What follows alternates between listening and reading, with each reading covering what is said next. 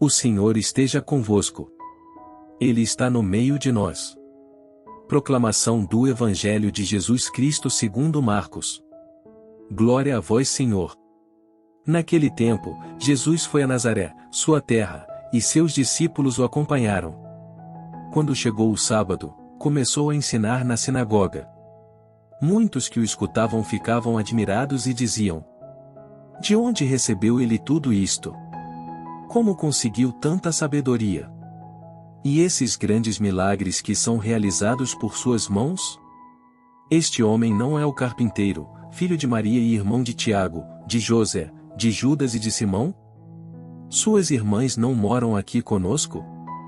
E ficaram escandalizados por causa dele.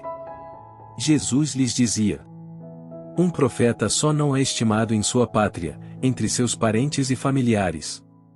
E ali não pôde fazer milagre algum. Apenas curou alguns doentes, impondo-lhes as mãos. E admirou-se com a falta de fé deles. Jesus percorria os povoados das redondezas, ensinando. Palavra da salvação. Glória a vós, Senhor.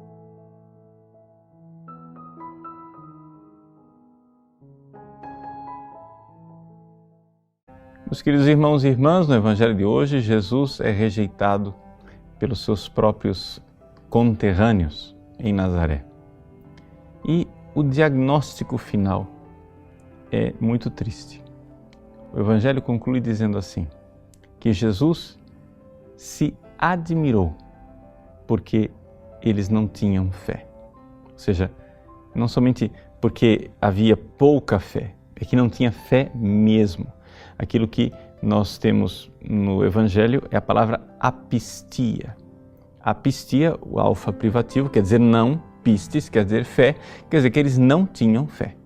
Eles não estavam dispostos a crer em Jesus. Mas o que é que isso significa na prática? O que é que significa não ter fé? Bom, para a gente entender o que é não ter fé, nós precisamos saber o que é a fé.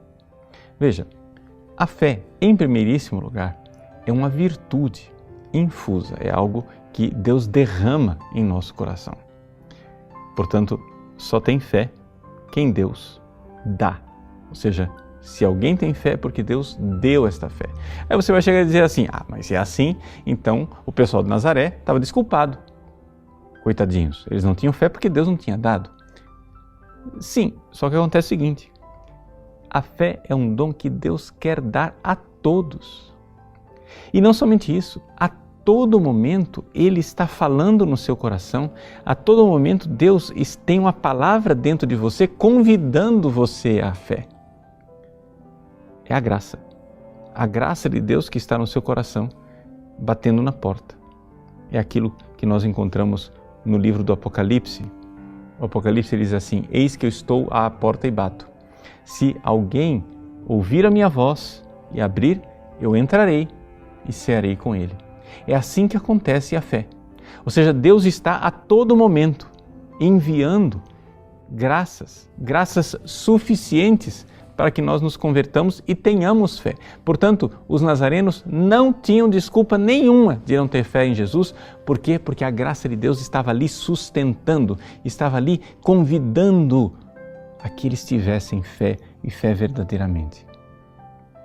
Mas, ao invés de ouvir a palavra de Deus que lhes falava no coração, eles preferiram ouvir os seus preconceitos, as suas ideias preconcebidas. E isso chama-se pecado da soberba. O grande empecilho para a fé é a soberba. Ou seja, nós preferimos acreditar nos erros, nos preconceitos, nas ideologias, nas ideias distorcidas que nós temos e ao invés de ouvir a palavra de Deus que é certeira. O Concílio Vaticano I nos diz que Deus não se engana e não engana ninguém. E, portanto, ao Deus que se revela, nós devemos o obséquio da fé, a obediência fidei. Nós devemos obedecer na fé e escutar. Ele está aí nos falando, é Ele quem está falando. Não é uma pessoa qualquer, é Deus quem fala e, portanto, nós devemos estar abertos a Ele. A fé, portanto, precisa crescer. Nós precisamos nos abrir cada vez mais para a fé. São Paulo diz aos Romanos que o justo vive da fé e nós vamos crescendo de fé em fé. Eu não me canso de insistir nisto, porque é isso que realmente faz a diferença na nossa vida espiritual. Vá, faça essa experiência. Peça a Deus a fé. Essa é uma oração infalível. Se você pedir para ganhar na Mega Sena, isso não é infalível. Mas se você pedir para ter mais fé, isso é infalível. Deus irá dar a você, como Ele queria dar aos nazarenos. Mas infelizmente eles não receberam, o que causou em Jesus uma grande tristeza. E então Ele se admirou pela sua falta de fé. Que Jesus, olhando para você, não se admire disso, mas ao contrário, fique feliz e alegre de ver como você está aberto à graça e ouvindo a palavra que se fez carne. Deus abençoe você. Para encerrar nossa leitura e reflexão da palavra de hoje, rezemos a oração que o Senhor nos ensinou. Pai nosso que estais nos céus, santificado seja o vosso nome. Venha a nós o vosso reino. Seja feita a vossa vontade, assim na terra como no céu. O pão nosso de cada dia nos dai hoje. Perdoai-nos as nossas ofensas, assim como nós perdoamos a quem nos tem ofendido. E não nos deixeis cair em tentação, mas livrai-nos do mal. Amém. Em nome do Pai, do Filho e do Espírito Santo. Amém. Que a graça de Deus seja derramada sobre você. Deus te abençoe. Gostou desse vídeo? Curta-o e compartilhe com amigos e familiares. Caso não seja inscrito no canal, inscreva-se e ative as notificações clicando no sininho para não perder nenhum vídeo novo. Deus te abençoe.